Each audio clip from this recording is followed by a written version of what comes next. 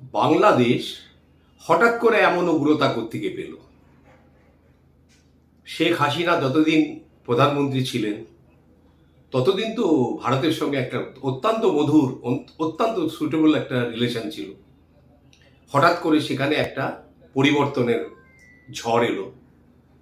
রাতারাতি সেই জায়গাটা দখল করলো আরেকজন প্রধানমন্ত্রী, একটা উগ্রবাদের সাহায্য নিয়ে।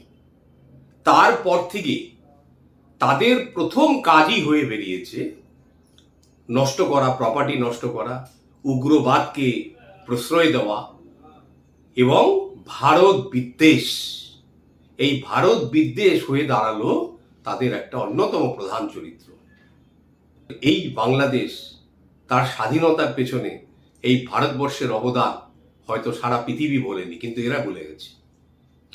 সেই 1971 সালে যখন এই বাংলাদেশি মুক্তি ফৌজ ভারতীয় সেনার সাহায্য নিয়ে নতুন সূর্যোদয় দেখেছিল, তখন কিন্তু তারা ভারতের অত্যন্ত গুণগ্রাহী এবং অত্যন্ত শুভাকাঙ্ক্ষী দেশ হিসাবে পরিচিত ছিল, এবং সেই জিনিসটা কিন্তু আর ভাঙন ধরেনি। এই এক নতুন প্রধানমন্ত্রী আসার পরে এই উগ্রবাদকে মূলত মূলধন করে তিনি কিন্তু বাংলাদেশের চরিত্রটাকেই পাল্টে ফেলেছেন। আবার হয়তো বাংলাদেশ কোনদিন পূর্ব পাকিস্তান রূপেই আবার পরিচিত হবে, বা টুকরো টুকরো পার্ট হয়ে তারা অস্তিত্ব রক্ষার লড়াইতে ব্যর্থ থাকবে। বাংলাদেশে নিশ্চয়ই কোনো অ্যাস্ট্রোলজার আছে, ভালো অ্যাস্ট্রোলজার। তারা দেখেছেন যে বাংলাদেশের যে হরোস্কোপ স্ট্যাটাস, কি অবস্থা, লগ্নের কি অবস্থা, ট্রানজিটের কি অবস্থা। আপনি প্রথমে দেখুন, খুব সম্ভবত মিথুন লগ্ন বাংলাদেশে যে সময় স্বাধীনতা পেয়েছিল 6:30 এই মিথুন লগ্নের দুপাশে দুটো পাপ গ্রহ অবস্থান করছে। তো লগ্ন হয়ে গেল পাপ কর্তরীতে। আর বর্তমানে সেই মিথুন লগ্নের অধিপতি বুধের দশা চলছে, যার জন্য কিন্তু তারা আজকে বিভিন্ন রকম সংকট ফেস করতে চলেছে। এবার দেশের যে সেনা প্রধান শ্বেতমঙ্গল, সেই মঙ্গল কিন্তু তার ডিগ্রিগত অবস্থান দেখুন 0। শুক্রের অবস্থা দেখুন, শুক্রর দুপাশে শুক্র রবি যুক্ত হয়ে প্লাস দুপাশে শত্রু গ্রহ থাকার জন্য শুক্র শেষ, শুক্র দ্বাদশপতি। অতএব এরা যে স্বপ্নগুলো দেখতে চাইবে তার সমূলে বিনাশ হবে। এবং এদের যদি কক্ষ বল দেখেন হরোস্কোপে, সপ্তম স্থান আর অষ্টম স্থান, যে দুটোকে আমরা পার্টনারশিপ আর কোলাবোরেশনের জায়গা বলি, সেই দুটো জায়গার পয়েন্ট একেবারেই কম। তার মানে এরা যার সাথে ভাবছে যে ইনি আমার সবচেয়ে ভালো বন্ধু, এই হবে সবচেয়ে বড় শত্রু। কারণ তার একটা উদ্দেশ্য রয়েছে বাংলাদেশকে পরিচালনা করা, এটা এরা বুঝেও বুঝতে পারছে না।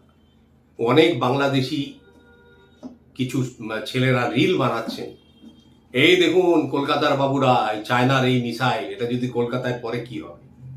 আগে ভাই তুমি চিন্তা করো, তোমার গায়ে যদি একটা মিসাইল পড়ে তোমার দেশটার কি হবে। চায়নার মিসাইল এসছে তো তোমার তাতে কি হলো।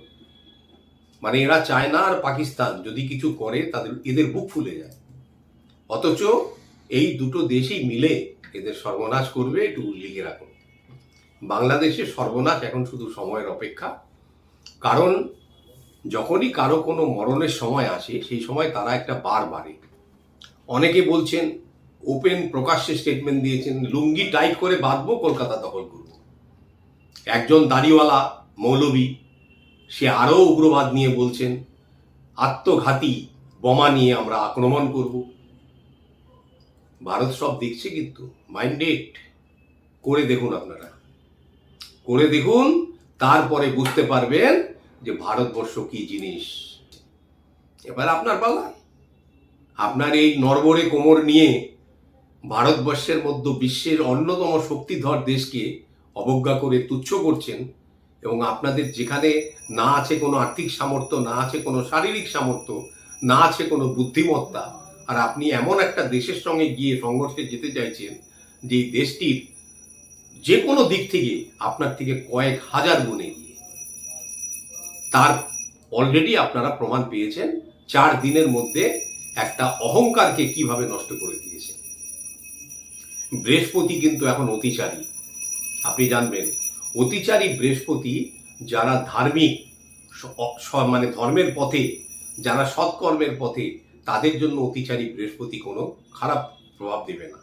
কিন্তু আপনারা যে পথ নিয়ে চলছেন, be very careful and serious, আপনাদের জন্য শুধু ধ্বংস অপেক্ষা করছে। এই বড় বড় বাত আপনাদের আর বেশি দিন থাকবে না। অতএব এই ভারতকে চমকানোর আগে নিজের অকাতটা চিন্তা করুন। পরের ধনে পোদ্দারি করতে যাবেন না, আপনাদের তাই দশা হয়েছে আজকে। অথচ সেই দেশে এত বড় বড় কথা, এই দেশে ভারতের সম্বন্ধে এত বিদ্বেষ আপনাদের এলো কোত্থেকে? কোন ক্ষতিটা ভারতবর্ষ আজকে আপনার করেছে? আপনারা এই পাপের শাস্তি এই আগামী কিছু দিনের মধ্যেই ভোগ করবেন। নমস্কার, সবাই ভালো থাকুন। ওম নমঃ শিবায়।